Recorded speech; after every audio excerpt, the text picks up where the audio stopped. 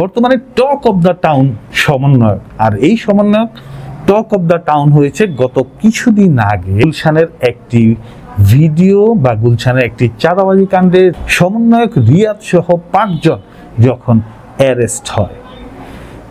সমন্বয়ক রিয়াদের বিষয়ে খোঁজ খবর নিয়ে জানা যায় রিয়াদের গ্রামের বাড়িতে পাকা বাড়ি নির্মাণ হচ্ছে এবং 3 মাস আগে ভবনটি নির্মাণ কাজ শুরু হয় এবং এই মাসেই সেই ভবনটির ছাদ দেওয়ার কথা, কিন্তু তার আগেই গুলশান কাণ্ডে আটকে যান সমন্বয়ক রিয়াদ। এই সমন্বয়ক রিয়াদের বিষয়ে খোঁজ খবর নিয়ে জানা গেছে যে তার সাথে সমন্বয়ক পরিচয় যাদের সাথে আমরা গত 5ই আগস্টের পর পরিচয় হয়েছে তাতে সবার সাথে তার একটি ভালো সম্পর্ক রয়েছে। সমন্বয়কের বিষয়ে প্রথম আলো, যুগান্তর, কালের কণ্ঠ, আজকের পত্রিকা সহ প্রায় সব পত্রিকায় বড় করে ফলাও করে সমন্বয়ক রিয়াদের বিষয়ে ছাপা হয়েছে এবং আমরা তার কিছু ছবি দেখেছি, যে ছবিগুলিতে আমরা দেখেছি তার সাথে নাহিদের, সার্জিসের, আসিফের, স্বরাষ্ট্র উপদেষ্টা সহ অনেকের সাথে তার ছবি আমরা দেখেছি এবং এই ছবি এবং এই সখ্যতাকে পুঁজি করে গুলশানে একটি চাঁদাবাজি কাণ্ড সংগঠিত করার চেষ্টা করে এবং যেখান থেকে প্রায় 50 লক্ষ টাকা চাঁদা চেয়েছিল সমন্বয়ক রিয়াদ সহ আরো 5 জন, এবং কিন্তু সেই আনফরচুনেটলি সেখানে পুলিশ এসে পড়ে এবং পুলিশ তাদেরকে অ্যারেস্ট করে। সমন্বয়ক রিয়াদের বাড়ি নোয়াখালী জেলার সেনবাগ উপজেলার নবীপুর ইউনিয়নের নবীপুর গ্রামে। সেখানে নির্মিত হচ্ছে আসলে পাকা বাড়ি। এই পাকা বাড়ি নির্মিত হওয়া নিয়ে এলাকার মধ্যে কিন্তু বেশ কানাঘুষা চলছিল। এই কানাঘুষার অন্যতম কারণ হচ্ছে যে খুবই অবস্থা সম্পন্ন ফ্যামিলির ছেলে না রিয়াদ। একটা সময় তাদের ফ্যামিলির অবস্থা এমন ছিল, জরাজীর্ণ শীর্ণ একটি টিনের ঘর ছিল। রিয়াদের চাচারা কেউ কেউ রিক্সা চালাতো, কেউ দিনমজুর হিসাবে যে যার অবস্থানে থেকে জীবিকা নির্বাহ করত।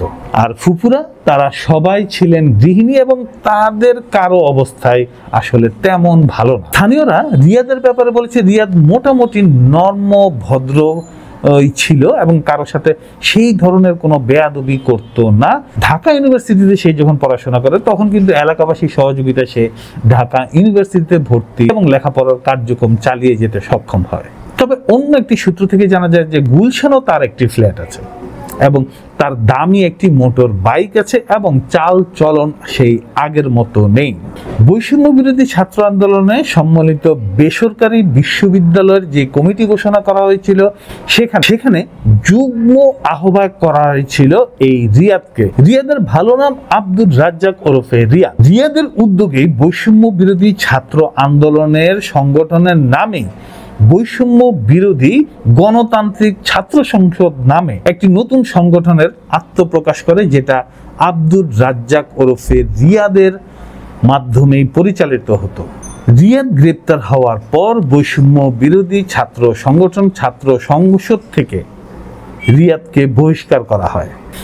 5ই আগস্টের পর বৈষম্য বিরোধী ছাত্র আন্দোলনকে এবং আন্দোলনের নেতাকে আমরা বা সাধারণ মানুষ এমন এক উচ্চতায় নিয়ে, এমন এক রেসপেক্টের জায়গায় নিয়ে তাদের পক্ষে কথা বলেছে যে তারা বা তাদের মাধ্যমে কোনো অসঙ্গতি, কোনো অপরাজনীতি বা কোনো চাঁদাবাজি বা এর চেয়ে জঘন্য কোনো কাজ হবে বা কোনো নিম্নতম জঘন্য কোনো কাজ হবে এটা সাধারণ মানুষ আশা করে না।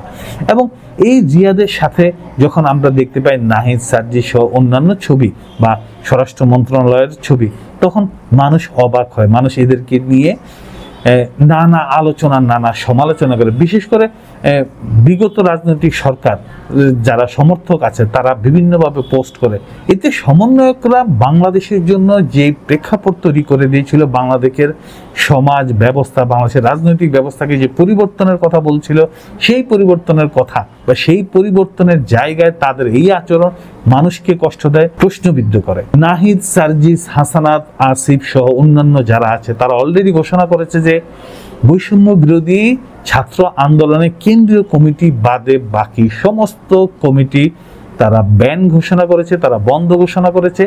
কিন্তু যেই ক্ষতিটুকু হয়ে গেছে বা যাই ক্ষতিটুকু হবে বা হচ্ছে, সেই ক্ষতিটুকু পুষিয়ে নেওয়ার দায়িত্ব কিন্তু নাহিদ, সার্জিস, হাসানাত সহ অন্যান্য সমন্বয়কের উচিত এই ক্ষতিটুকু পুষিয়ে দেওয়ার। কারণ তা না হলে মানুষের মধ্যে একটি ভ্রান্ত ধারণা তৈরি হবে। মজার বিষয় হচ্ছে যে রিয়াদ, সিয়াম, সাদাব এরা যখন আদালতে যায় তখন এদের গায়েও কিন্তু ডিম ছুঁড়ে মারা হয়েছিল এবং এদেরকে তখন চাঁদাবাজ বলে গালি দেওয়া হচ্ছিল। সমন্বয়কদের বা সমন্বয়ক সংগঠনের আশেপাশে যারা আছে এদেরকে একটা বেল্টে বা এদেরকে একটা সুতায় গেঁথে রাখা, এদেরকে কন্ট্রোলের দায়িত্বটাও কিন্তু নাহিদের নেওয়া উচিত। সারা বাংলাদেশ চষে বেড়াচ্ছে নাহিদ ইলেকশনের জন্য, ভোটের জন্য, 26-এর নির্বাচনের জন্য, কিন্তু পাশাপাশি নিজের দল বা নিজের দলীয় বা সমর্থকদেরকেও তার স্নেহে, তার আদরে, তার সম্মানে, তার শাসনে রাখা উচিত বলে আমরা মনে করছি।